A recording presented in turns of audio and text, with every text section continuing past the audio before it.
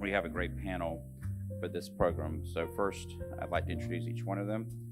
First, my law partner, Tom Lyon, leads Manning Fulton's merger and acquisition practice, is head of our firm's merger and acquisition practice group. Tom assists companies with mergers and acquisitions and other strategic corporate transactions. He works with clients to implement their growth and development strategies by structuring, negotiating, closing complex business transactions. Tom's team routinely represents sellers in a variety of industries, including franchising and sales-side M&A transactions with a total annual enterprise value of $300 to $500 million. Prior to coming to Manning Fulton, Tom began his career with a large regional law firm. David Blue is from Raleigh, North Carolina, and is an avid diver, snowboarder, and rock climber. He attended the College of Business and Economics at University of Wisconsin-Whitewater, where he developed a passion for entrepreneurship. In 2013, he co-founded Blue Moon Estate Sales franchise system with the help of his team, of which I was proud to be a part. He was able to grow the Blue Moon system to a national brand within a fragmented market. He successfully exited Blue Moon through a private equity transaction in 2019. David now serves as brand president of Homefront Brands in Huntersville, North Carolina, which is a North Carolina-based private equity company focused on residential and light commercial property franchised brands. He has been featured in numerous publications, including the New York Times, Entrepreneur Magazine, Fox Business, Martha Stewart, and Forbes. He is the grand prize winner of the International Franchise Association's Next Gen and Franchising Competition. Third, we have Eric Sullivan. Eric is an M&A advisor with MidStreet Mergers and Acquisitions, a sales-side advisory firm based in Cary, North Carolina. Eric has directed over $100 million of total transaction volume since starting his career. He understands the impact of what can happen when a business sale goes wrong, so his mission is to lead business owners through the unfamiliar world of mergers and acquisitions. Eric holds a bachelor's degree from the University of North Carolina, Charlotte, and is also a licensed real estate broker. So with that, we'll begin our topic. So what are the trends in franchise merger and acquisition, or mergers and acquisitions generally, that each of you are seeing? I can probably take that one to start. So everybody is aware of interest rates rising. It's probably one of the hottest topics of this year. And as far as M&A goes, I think a big question that's in everybody's mind is, how is that impacting the value for companies that we're seeing out there? And from our perspective, there has been an impact. I wouldn't say it's that we've seen the full extent of that impact quite yet, because it's really what's happening in the next couple of years that's going to impact it. But as of today, what we're seeing is multiples and valuations starting to compress, some on the lower end for companies, and on the higher end, a very small amount of compression, but it's still starting to show. So from a trend standpoint, if rates continue to rise, you'll, I think, continue to see those valuations start to fall. But if the Fed comes out, drops rates to increase growth, we'll likely see those valuations come right back up. Yeah, so what Eric talks about, last week, Wall Street Journal front page business section, M&A drying up. Financing dries up on Wall Street. And it compared September, October M&A activity to last year, September, October, 45% down. IPOs down 95% year over year. So you've got, with large companies, with publicly traded companies, you've got kind of the M&A world, not necessarily ending, but a lot of the drying up that Eric talks about.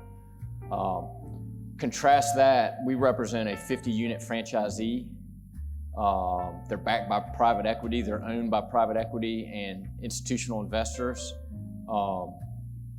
We got our debt in 2020. So next year we're going to do 10 to 15 unit acquisitions.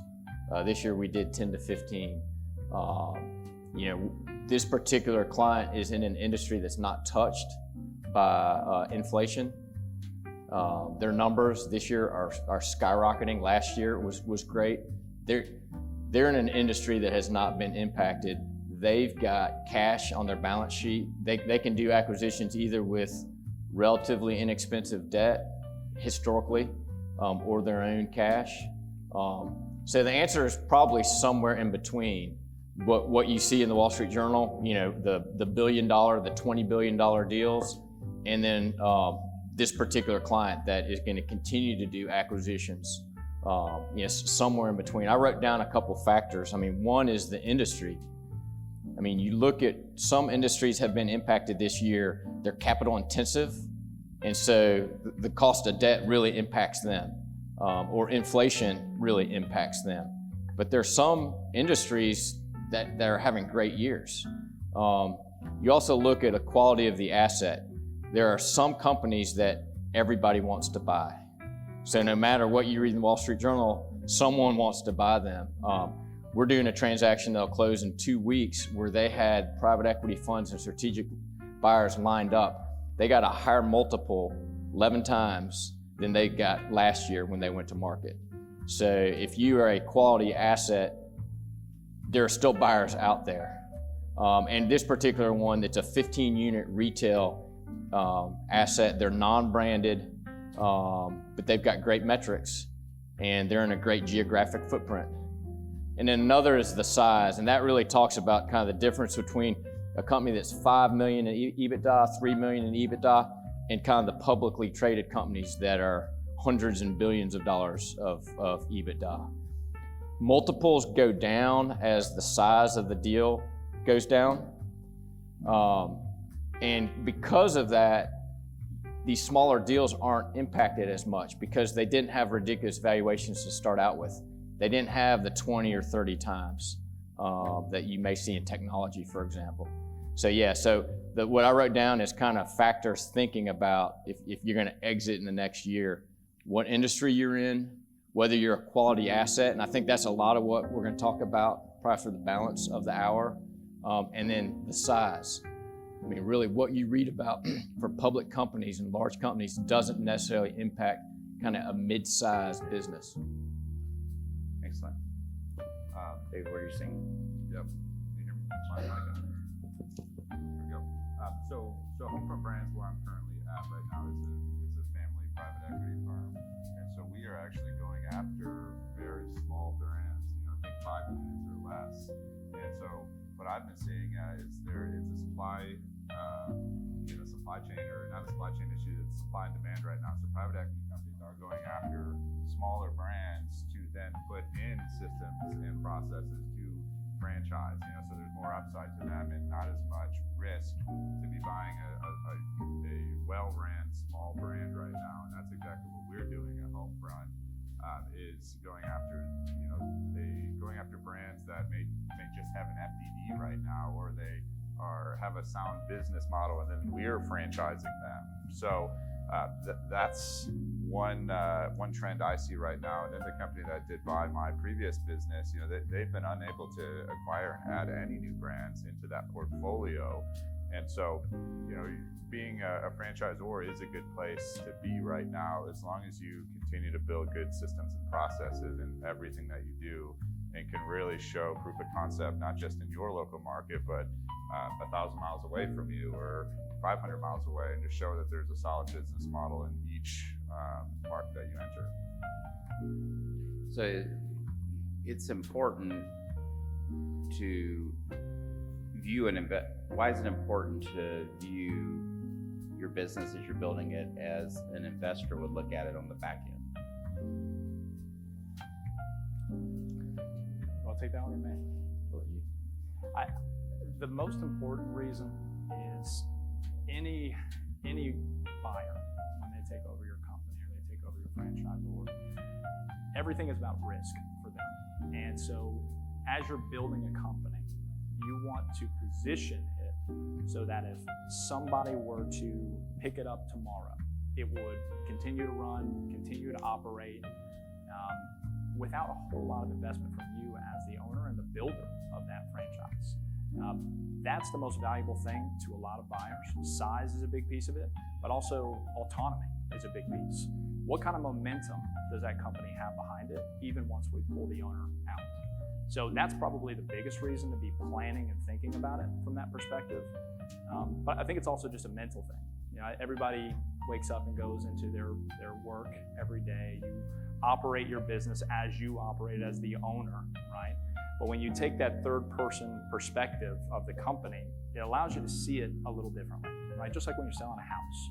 You look at the front, you see, oh, we need to knock down the cobwebs on the outside, or we need to repaint the shutters. It just gives you a different perspective. So that's the main reason. Well, and also it's not rocket science what institutional investors are looking for. Yeah, we do a lot of private equity transactions, and a number of times when we sell a company private equity, afterwards, a year or two later, the seller, even though they could be sitting on an island, they're still helping. They say, we could have done that ourselves.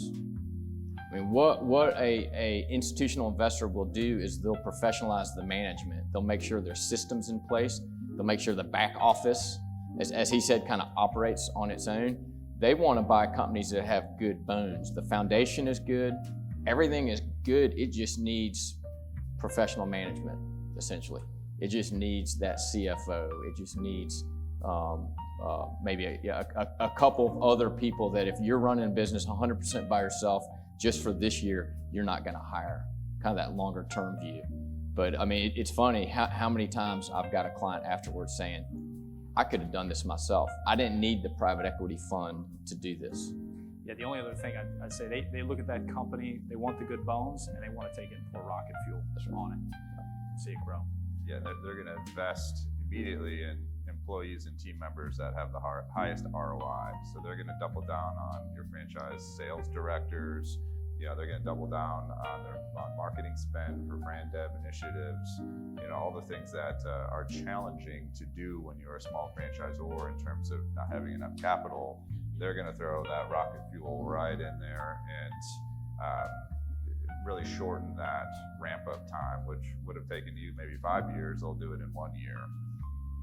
Yeah, because in political circles, private equity is seen as evil, but at the lower end of the middle market, their business model is predicated on taking $3 million in EBITDA and growing it to $10 million in EBITDA, and not firing people, not creating synergies to do that, but it's the rocket fuel. It's like this company's doing well, we can help them. How can we help them? We've got capital, we've got access to professional management. And they're also attracted to really, I would say, owners that have a good vision, right? Who have a strong vision for where the company can go. So if you can articulate that to any of these buying groups and show them what that path looks like for growth on an actual monetary scale, but also just sort of big picture vision scale, that's one way to get a lot of interest from those guys. They really gravitate towards that. Because you think of an institutional investor, they're not creative, they're not overly clever, they're looking for you. You're the one who sees an opportunity in the marketplace and you take advantage of it. They'll just fund you in doing that. Yeah, private equity is the most risk adverse group of people I've ever come across in my career. And then once you start to work for them, you know, they don't like any big ideas. They want data and KPIs for anything, any decision that costs money. You need to be able to articulate that and graph that out 2, 3 years from now, 5 years from now, what that looks like. So they need the entrepreneurs. I was going to say, it's an interesting yin and yang, right? They're the quants. Mm-hmm. Yep. So David, when you were looking to sell Blue Moon, or now that you're on the buy side, I mean, how important are franchisee relations and reputation of the brand and the franchise community? It's extremely important. The validation side of things is something that private equity firms hold really, really highly. They will be polling your franchisees. You won't have during that due diligence process. They will be sending out polls and asking validating questions. And be doing their own due diligence outside of your control. You won't have access to what kind of questions they're asking, and it's extremely important, and that does affect valuation. And then when it comes to the reporting and just the business intelligence, they will want to see everything. And if you've done a good job in building those systems and having it all on a few clicks of a mouse, that adds to that valuation as well. And it just makes private equity want to get behind you as a founder, because you do have a grand vision, you've built good systems, and you can have a good run with them, depending on the length of your contract post-acquisition. And then kind of taking a step back, one of the questions Richie asked us is, who are the potential buyers? And we talk about private equity. A lot of times you've got a private equity fund, they're not in your space at all. They'll buy you and then build out that space, whether it's the residential home space. Another buyer is a company that's backed by private equity, where they've already acquired a company in that space, and so now they're buying 4 or 5 companies in that vertical. Another buyer is your traditional strategic buyer, whether it's a public company or a very large private company. They've got cash on their balance sheet, or they've got a credit facility, and they're buying up companies in their space. And then the last is called a family office. You don't hear about those deals as much, but those are very wealthy families who have a number of portfolio companies in their kind of family office. An example in the triangle would be Temple Sloan, where when they sold CarQuest, they had a couple of other companies in different industries that they continued to operate. And so that one family has $1 billion plus revenue across a couple different industry segments. That's a family office. And Tom, could you speak to how, if in private equity or other transactions, maybe even in the family office context, how a sort of a recapitalization transaction works, where the founders may still be retaining some equity? Yeah, the traditional private equity model is they will pay you 80% of your enterprise value, and they'll ask you to roll over 20%. And the reason they do that, a couple reasons. They're quants, so they don't want to pay you the full amount. But second, they're quants. They're the techies, they're the finance guys. They need someone to run the business. They don't run the business. And so for that 20%, they want you to say, hey, I'll spend the next couple years taking it from $2 million in EBITDA to $10 million. There's no telling how many clients I have who've made more money off of that 20% 2, 3, 4, 5 years after closing than they made on their original 80%. Because again, they're funding growth. They have the money, they have access to capital, they're funding the growth. So that's a typical transaction would be, at the end of the day, you get 80% cash and a 20% roll. You'll have to hold some money in escrow. Usually there's probably a 12-month escrow period where maybe 10% of the purchase price is held in escrow. But assuming there's no issues from a net working capital standpoint or indemnification standpoint, you get 80%, the equivalent of cash on the barrel, and then 20% roll. Right, so the net result for the founder in that situation, you're taking money off the table, you're able to diversify, because right now all of your eggs may be in large measure in one basket, but yet you're getting hopefully that rocket fuel to be able to then grow to the next level with retaining an interest. And I think an important distinction there too. So some of you may be listening to that and think, well, I'm happy to stick around and provide employment for a period of time afterward. That isn't equivalent for them. And the big reason, this may be obvious, but to make it more obvious, the big thing is they're looking for commitment from you. They want you tied into their success, right? So in place of that 20% equity role, saying, well, I'm happy to stick around and continue to run the business, unfortunately for a lot of them, won't be good enough. So just keep that in mind as well. Yeah, we sold a company $145 million, and the owner, 2 months after closing said, why am I answering to this vice president in Arkansas? And I said, because you own 20% of the company. And that can be difficult. If you're an entrepreneurial individual, you're used to making decisions quickly, switching over to that kind of management can be a difficult transition. So prepare yourself. Yeah, and working for private equity, great is never good enough. You can put 140% growth year over year again and again, but it's still not good enough. So it can burn you out. So make sure to think about your exit strategies there too once that contract comes up, because more often than not, they'll want to renew you, but you won't really have the stamina or willpower to answer to the that, vice president's in Arkansas for another 2 years after your contract. We're not really selling it right now, huh? Well, I will say what Tom said is absolutely true about that 20%. It's very typical that somebody will wind up selling that retained 20% for a larger amount of money than they sold the original 84. That's not unusual at all. So that's the why. Yeah, on Monday, we had a client that they got $20 million this week from a company they sold a couple years ago. They didn't, yeah. It was nice. That's great. Yeah. Good for them. They didn't, yeah. I mean, it was an easy closing. It was, here's our wire instructions. Exactly. Wire us the money. Just takes a little time. Yeah, right. It does. So- It's not very liquid there for No, that that's holding right. period. So obviously the baseline for preparing for a future sale is to have a sound business model. So how, to that end, why are unit level economics and franchisor economics, why do they matter, and how do they fit into the equation of both? David, you want to start? Yeah, I mean, unit level economics are everything in franchising, right? That is what creates happy franchisees, and so you need to be building all of your systems to ramp them up to a strong unit level economic as short as possible, right? So it comes down to training programs and your reporting, to your onboarding process too, to get them open and making money as fast as possible. So when you can show that there's consistent unit level economics and consistent growth year over year on a store by store basis, you can use that on the deal table and figure out, well, I've just opened 10 units, this year, what's that look like next year? But maybe that deal is happening 6 months before, so you can get paid out, on some of those perceived earnings just based on strong unit level economics and strong ramp ups within your brand.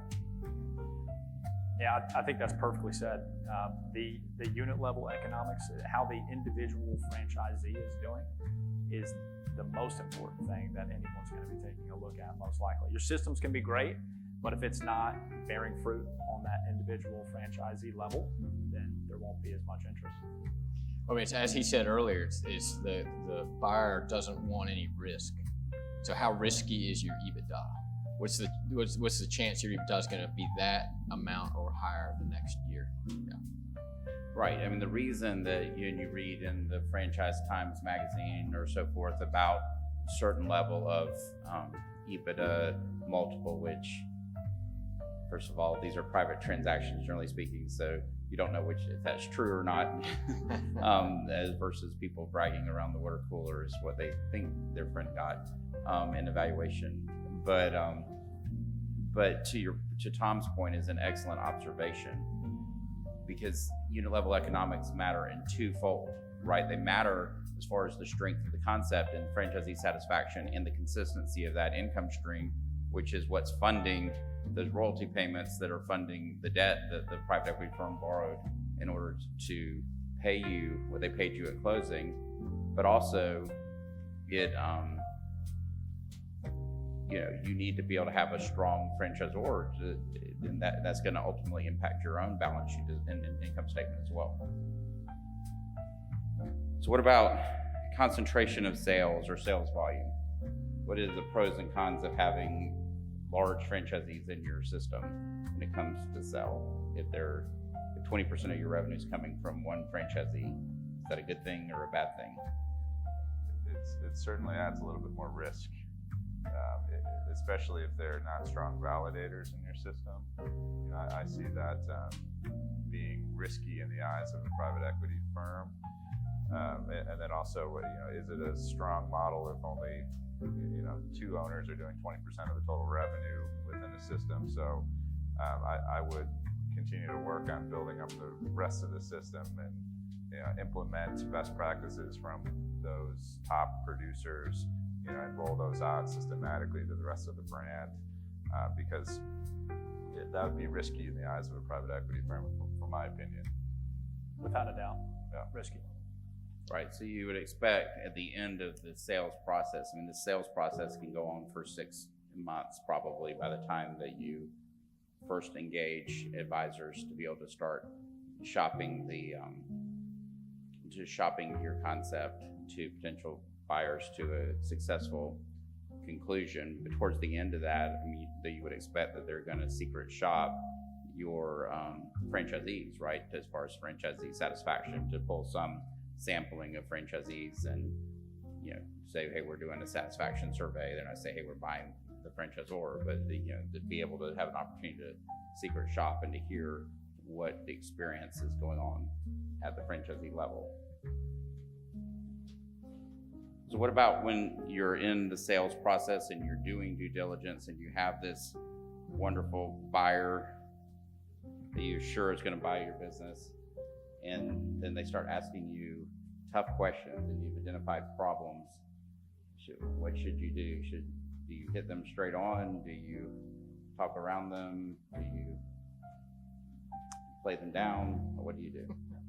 Well, I guess I'll Go kick ahead. this one off. Yeah, and go then ahead. From personal experience? Yeah, this is personal experience. I'm gonna let the pros handle it here, huh? Precious few issues during my whole selling process, but they will find any skeleton or cobweb in your closet, and so just kind of make a list of all the known issues that you may have out there, and have a talk track around it. Be honest, but have your perspective laid out and have it framed up in a way where it could be seen as in a positive light to the best of your ability. If you have prior litigation or anything, have all of that paperwork ready and show that it's either going to be resolved or has been resolved in an amicable fashion. Because if there's something there, a private equity firm will find it, guaranteed. I'll jump in on that. We always advise clients if there's something that they know about out there in their business that they don't want to talk about or are worried is going to come up in due diligence, let us know up front. And it's right in line with what you said. If we know about it in the beginning, we can position the issue as much as possible. We can find the right way to tell the private equity group, and it's something that we're letting them know up front versus them discovering, right? The more we do to reveal any issues up front, the less impact it's going to have on your deal going forward, right? You can negotiate terms very easily before you sign that contract to go under contract. But once you sign it and you enter due diligence, then if things come up along the way, there's a high likelihood they're going to want to come back and retrade that offer they gave you. So if we let them know about those issues up front, when we have the most negotiating leverage, you can protect yourself better on the back end. And be.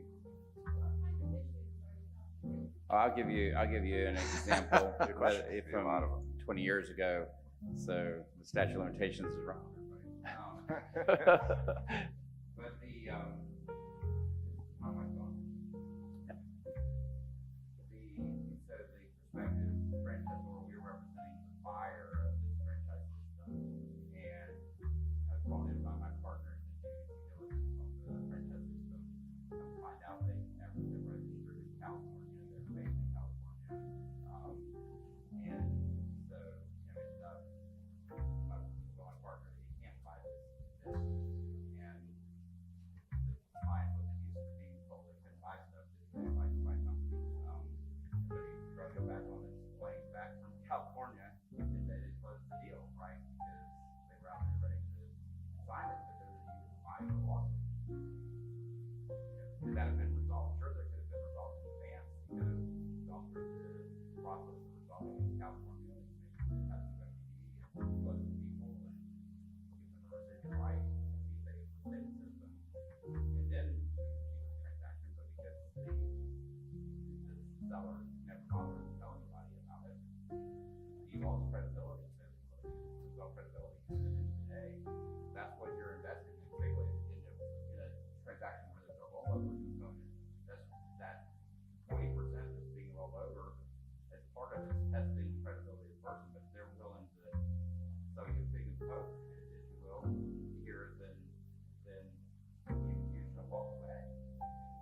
Any buyer is also going to walk away in that situation because Yeah, another example could be if there's a lawsuit out there pending, or some sort of litigation that you don't let them know of up front, and then they discover later down the road. That's another example. You guys have any others? I mean, we're working on a transaction right now where we're on the buy side. The seller is having issues with regulators in, I think, Connecticut, and we found out about it. They didn't tell us. And so that deal really hasn't moved anywhere in the last month. Again, if they had told us 2 months ago, we got this issue, it's probably not a big issue, X, Y, Z, this is how we solve it. But instead, we had to find it ourselves. It's on public record, so someone's going to find it at some point.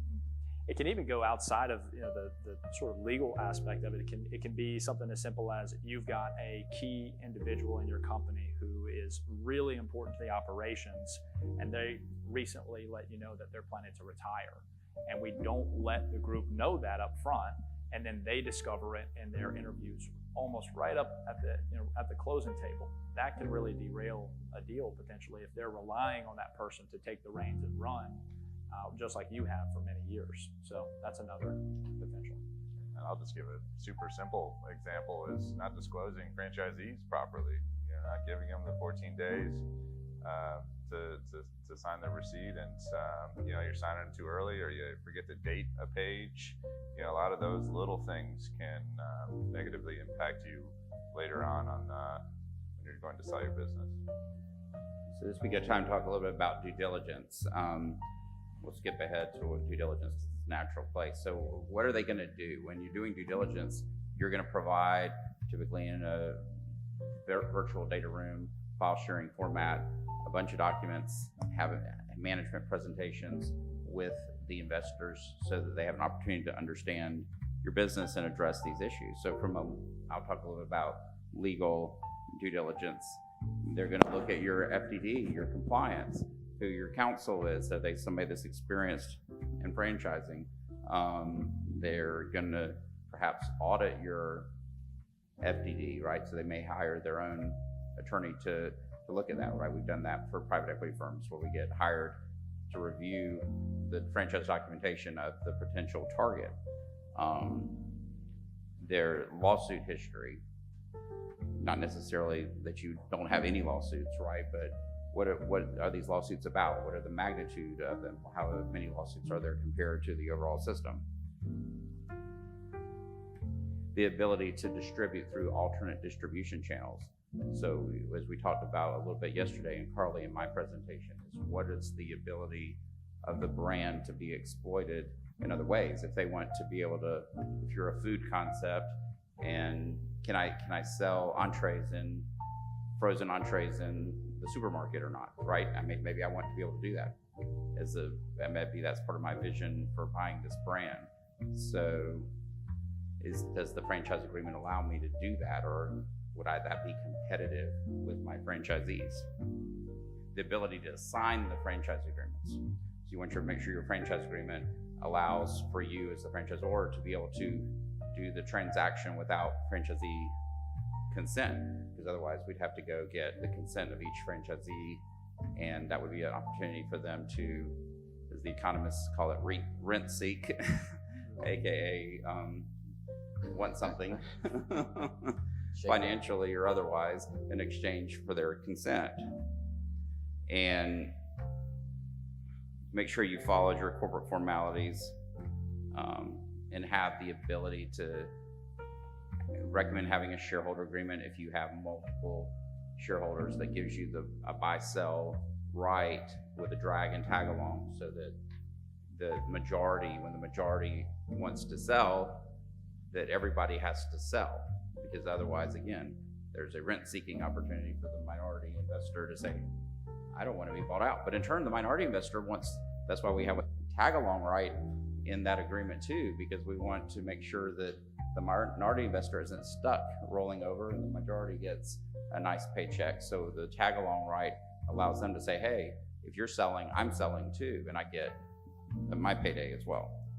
And having good processes as far as tracking your agreements and being on top of that. That's all that legal infrastructure, if you will, is going to build confidence in your buyer that the franchise agreements that they're purchasing which is one of the primary assets of the business, are in good order and that they're enforceable. So that's why we, use our iManage platform so that everybody's got their repository of all the agreements, they're signed, it's all there in place so that when our clients are ultimately selling, they've got everything in good working order there. Because what are the primary assets of a franchisor? Well, if you have corporate locations, of course, they're corporate locations, but otherwise it's your trademark intellectual property, and it's your contracts, and it's your people, right? Those are your three major assets that you're conveying and what you put your time to put together, and your vendor relationships. Which, speaking of vendor relationships, what are going to be important things that they're going to look for in contracts with vendor relationships? One big one is just, it's pretty typical with any vendor contract that there's going to be an approval process. So if there is an approval process, it's not necessarily a stumbling block. They're going to want to see if there's any special sort of arrangements that you've made with a vendor. And if you have, they're going to want those same special arrangements, or it's going to impact you in your valuation. I think that's two. You want to add anything to that? No, I mean, the assignability is a big piece because, as Richie talked about, rent seekers. That's usually the last thing that happens in a deal is you get these third-party consents, and they know that, the buyer knows that, seller knows that, everyone knows that. So, yeah, that's not a fun place to be in when someone has leverage just to get a signature. Yeah, right, and that's usually at 10 p.m. on a Friday. You're supposed to close at 5 p.m. earlier that day, right? Right. The vendor relationships are so important in the franchising world, right? And also being able to clearly articulate like rebate programs and the revenue generated from those vendor relationships also can help add valuation to the business too. So always build out your vendor agreement plans, to clearly articulate what that rebate looks like and how it scales with the business, so you can then bring those agreements to the deal table and make sure you get credited for the revenue it generates. And one kind of macro comment about due diligence. You guys are very good at creating a business. Selling your business is not your core competence. In business school we learn, this is in the 90s, I'm dating myself, but that every business has a core competence, a reason for its existence. We think of due diligence, your eyes start to glaze over. This is why you hire an M&A lawyer, not someone who also does real estate or does other types of law, someone who does nothing but M&A. Why you hire an investment banker or an M&A advisor, because that's, you want your deal team to mirror the buyer's deal team. They're going to have their Wall Street lawyers. They're going to have their quants flying in on their jets. You want kind of your version of that. And the due diligence process, the investment banker, they run that process. You spend a lot of time in it, more than you'd like, but they're the ones who help manage that process for you. Because it's not anything that you've done, even if you've sold a business before, it's not anything that you do every day or every week. Right. And that's why we want to try to keep deals, why you need those advisors, and also want to keep them moving at a pace, because there's a deal fatigue that is real as this thing drags out, because you're trying to run your business. You're trying to make sure nothing goes wrong in the business that's going to impair the valuation. And so doing things systematically in the process will help minimize that deal fatigue, which can work against you, because ultimately the person who's the most tired in the process is the one who's going to give away more in the way of concessions at the 11th hour. On vendors, it's also important, if vendors are critical to your business, being able to show redundancy in service providers. That's been illustrated profoundly during COVID and the supply chain issues that have happened during COVID. So if you're running an ice cream business and you've only got one factory that's making your mix, I'm dependent on that factory, and that there's no listeria outbreak or anything else to being able to get my mix. I probably, in order to maximize my valuation in the interest of buyers, I want to look at how do I get a redundancy in place so that if something were to happen to that plant, I'm not going to be left without any product. Can I add to the deal fatigue side of things from Sure. my perspective too? I think something that's not really brought up on these M&A panels is the emotional turmoil you go through when you're selling your business. You know, it is, it's taxing. It keeps you up at night. You know, am I doing the right thing? Is this the right thing for my future? And so always, so think about that too as you're going through this process. You know, when you're selling a business, you're more or less, you know, giving it or sending it away to college. That's kind of how I changed my mentality during this whole deal phase. And you know, due diligence can last 6 months, and for me, it lasted 9 months. So it's 9 months of basically a third job, right? The third job reporting to a private equity firm that operated in California, sending me emails at midnight.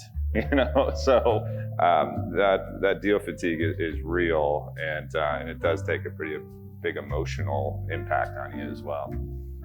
That's so critical, so critical.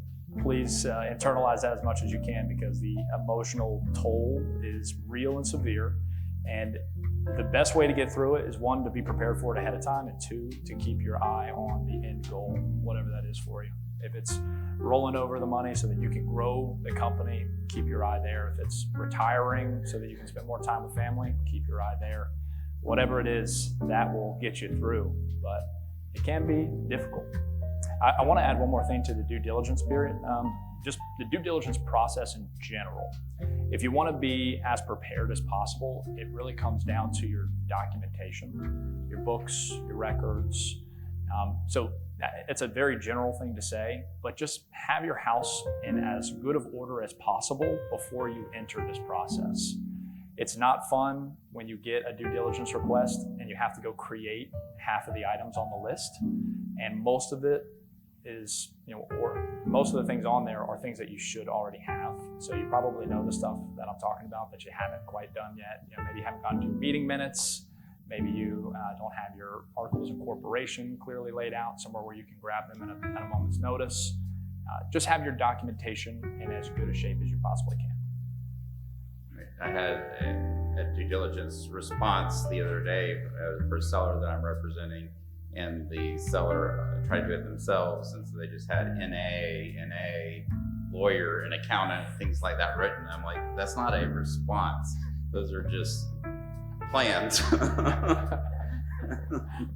of how you're going to respond. And because the lawyer said, well, they completed it. I said, well, no, they wrote NA that they don't have articles of organization. Well, I said, well, you have a company, so you have articles of organization on file with the Secretary of State. We would like to see them. So that's not building confidence in the buyer when that's the kind of response that they're getting. Ideally, they enter due diligence and then are given access to a data room where all of that information is already uploaded and they get it immediately. Okay.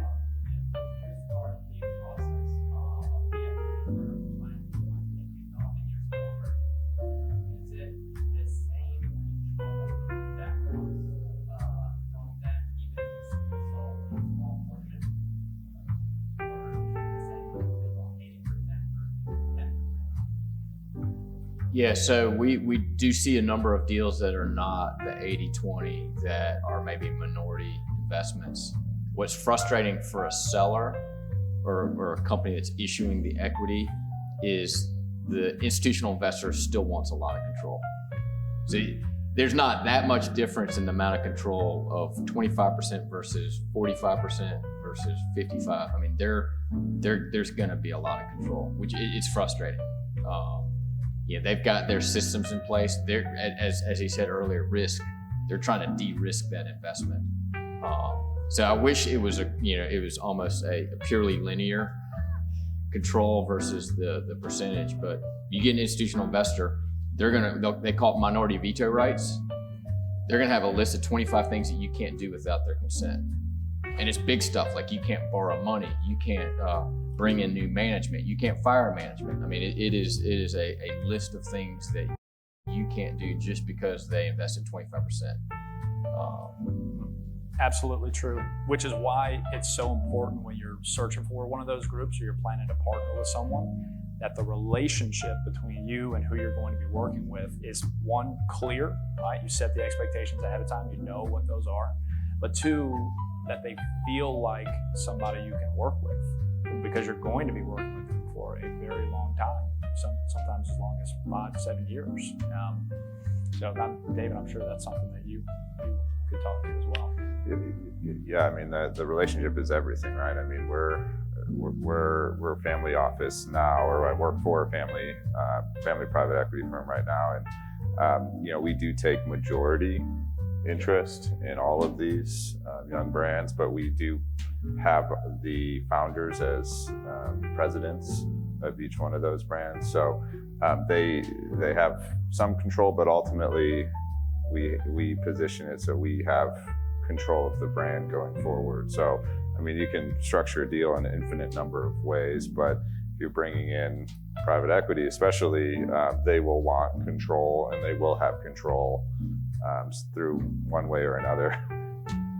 Right. And to think about that, I mean, a lot of funds, institutional money, have in their charters that they have to be majority owned, right? So that their investors, which may be a pension fund in North Carolina or California or so forth, have said, well, we're only going to give you this money to go invest if you guys are the ones that are majority investors in that. So that will limit the universe of buyers or investors if you're wanting a minority investment. We've had several clients that have been on Shark Tank over the years, and that's made people think that, oh, everybody does minority investments. Well, what you don't see on Shark Tank is after they've negotiated on terms, you don't see what, I won't use the investor because this is being recorded, with the documentation that they send afterwards, right? And whether that deal ultimately gets consummated. So while you may have seen that it was, they shook hands on a minority investment, you don't know, as Tom noted, all the strings that were going to be attached to that minority investment. Now in franchising, what you have seen is people who are trying to invest money earlier in concepts because they recognize the meteoric potential of a brand and they want to get in early. So you may see some investors out there who will offer you a minority interest and want a collar or a call option on the balance with some financial metric is triggered. And so people are trying to be creative to try to figure out how to get money into hands of brands earlier, recognizing that they need it. And of course, selfishly, they were wanting to get into it because they want to hopefully get a better valuation by investing earlier. Tracy.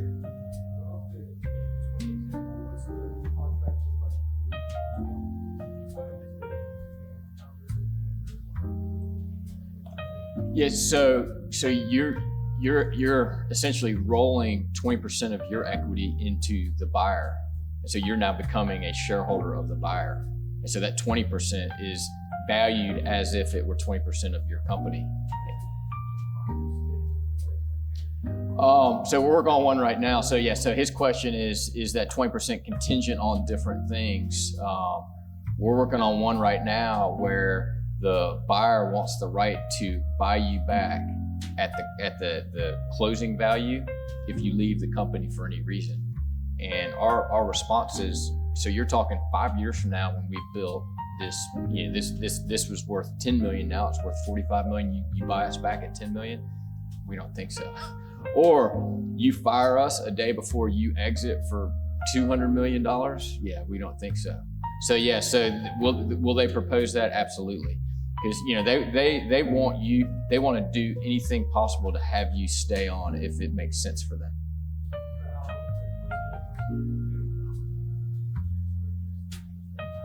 So I would say the market would be that if you're terminated without cause, then they don't have the right to buy you back.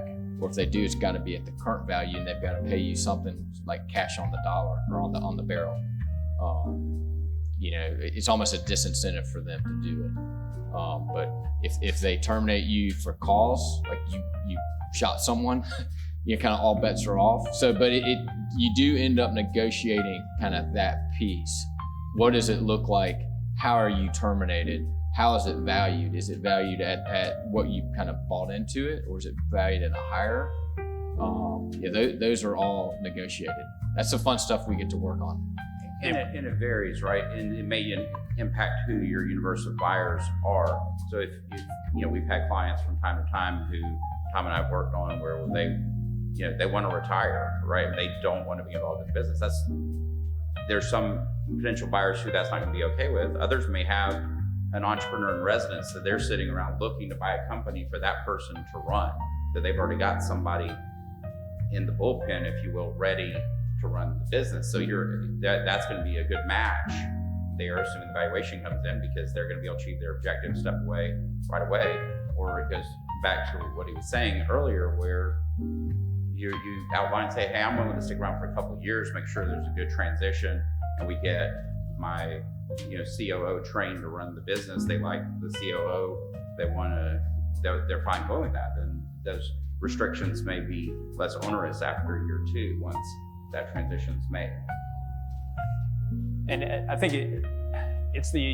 that really highlights the importance of having a deal team of experienced advisors who have been through this, because that piece can be negotiated to be in your favor, or you could put yourself in a lot of risk or at risk.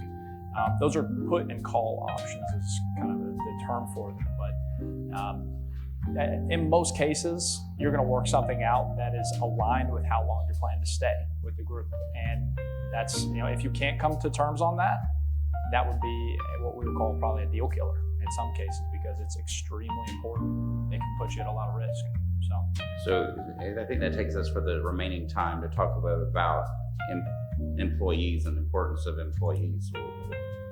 Why is it how important is an organization, and having built out an organization to a potential investor versus it just be you and an idea and a bunch of franchises? Well, private equity firms don't want to run operations, right? They just want to run the finance side of things. So they really do want a strong operations team to be handling and putting out the fires that are coming up on a daily basis. And so during that due diligence process, you're going to have to provide job descriptions for every employee on your team, what they do, how much they get paid, how much they work, what's their work schedules look like. And because they're going to be valuing, does that employee provide value to the business or not? Do we need to let people on your team go? Who on the team will be irrelevant post-transaction because they already have, a finance team. So having the team is really an important component for the whole deal, because like I said, private equity doesn't want to work in the trenches, right? They want to manage from afar and, manage by spreadsheets. To be honest. One benefit of M&A to your employees is they'll oftentimes get equity in the buyer post-closing. The private equity model is 80-20, but then 10% to management, kind of diluting both themselves and yourselves. And so a lot of funds, it is all employees. Some funds it's just management. But that is a selling point to employees, to the extent they're not owners of your existing business. Is a lot of times they'll sign on to management equity plans or management incentive plans. One downside, thinking of employment to you guys, is when you sell your business, they're buying you. They want you off the market for 5 years. That's the longest non-compete that's enforceable in North Carolina, and that's what we see in 95% of deals. So if you sell your business, you can't be in your space for 5 years, because they don't want to fund a competitor. They don't want to fund you setting up shop the next week. And if you end up working for them and then you end up investing, you'll have two different non-competes. So you'll have 3 different non-competes. 1, 5-year for the deal. This is probably more than you want to know. 1, based on you being an employee, which would be as long as you're an employee plus a year or 2 after that. And then 1 is your equity. As long as you own equity, you can't compete. And so, I guess think about that as well. Are you making enough money? Because when I said, 95% of deals seem to have 5-year non-competes. If you're not making enough money to retire or to achieve certain goals, then maybe we push for something less than 5 years. That's the times I've been able to get less than 5 years, is going to the lawyer on the other side and saying, there is no way that this individual can do this for 5 years based on what you're paying. You can pay more, which they never do, or we can modify the non-compete. I'll just say one piece on employees that I think is very important is it seems like it's always on the front of business owners' minds. And when we talk about private equity and strategic buyers, a big fear for any business owner is that these guys out of New York City are going to come in here, clean house. Half of my employees are going to be let go the day of closing. They're just going to cut costs and run the business down. That is, in my experience, extremely rare. I see more often groups are very interested in the people that you have under your employ. And they want to know that those people are committed to the company, want to stick around, because you guys know just as much as anybody, it's really tough to find great people that work for you. That's a big, I'd say, misconception. It happens, it's happened, but with the exception of redundancies like your financial team in acquisitions, redundancies in what they provide and what you currently have, most of your people are going to stay right where they're at, I would say. The other piece on employees, generally, you don't want them to Discover know your that you're next planning to sell the favorite business favorites at the with outset. creators on the rise. Generally, only on YouTube.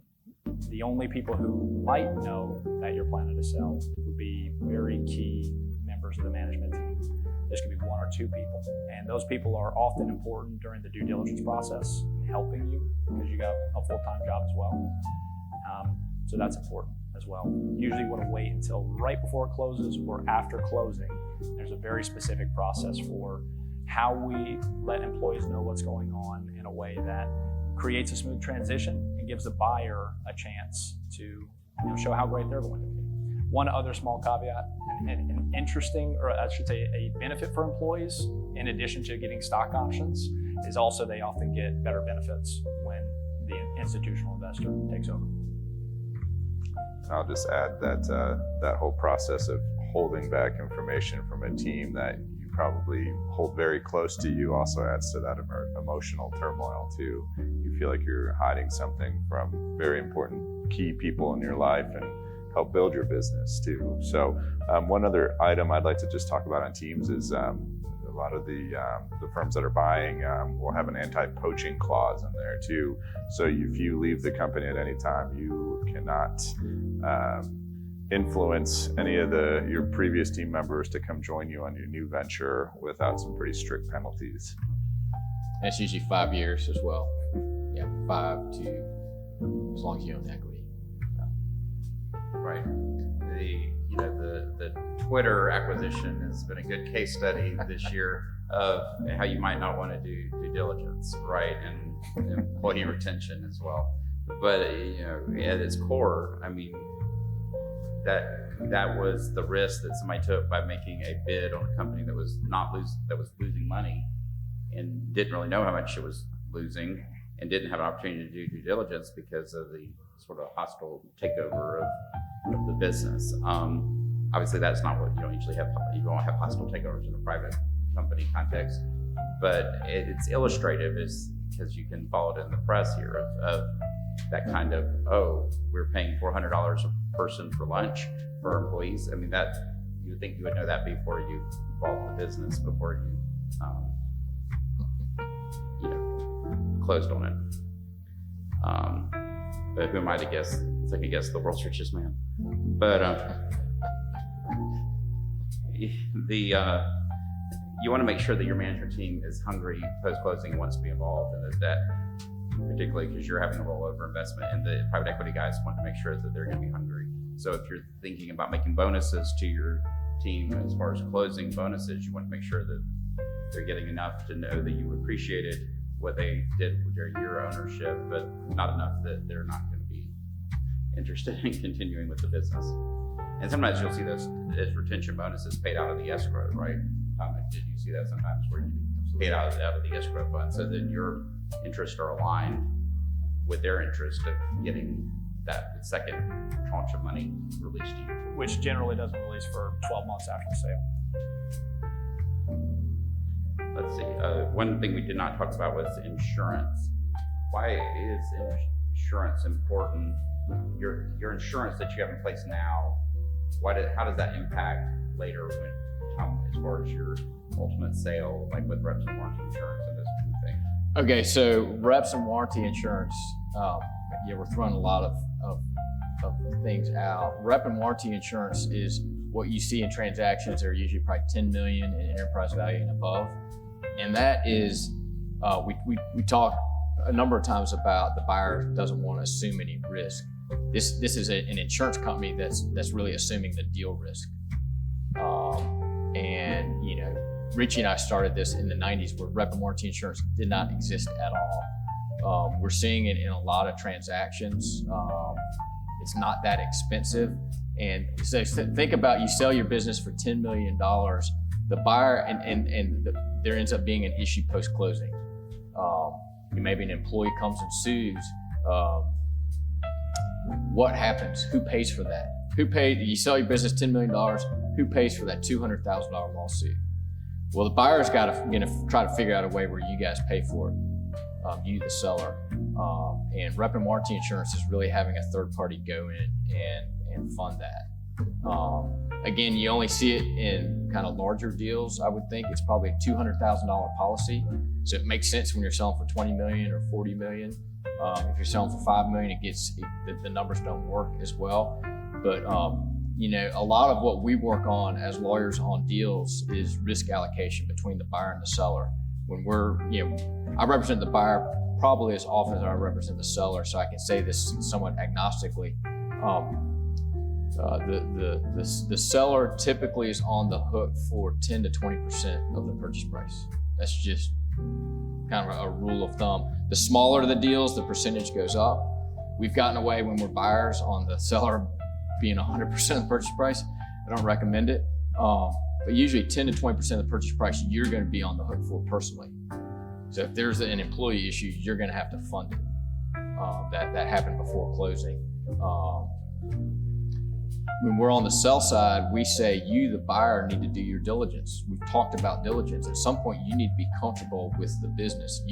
You've got all your insurance guys, your IP guys, your tech guys, your finance guys doing diligence. At some point, you're comfortable doing the deal. I'm not going to assume all this risk. So does that somewhat answer your question? Yes, and as far as the importance of also making sure you have insurance policies historically, because those tie in what the buyer may want to get a tail coverage as well, right? Yeah, absolutely. I mean, you think about running a business, the ways you reduce your personal exposure by contract, like your vendor contracts, your contract with your franchisor, insurance, and then setting up an LLC or a corporation. You think of different ways to reduce your risk. Insurance is definitely part of that. Right, because in these larger transactions, they're buying they're actually buying the stock of the business. So those historic policies are there for their benefit as well. Any other questions? Okay, well, I'd like to thank our panelists.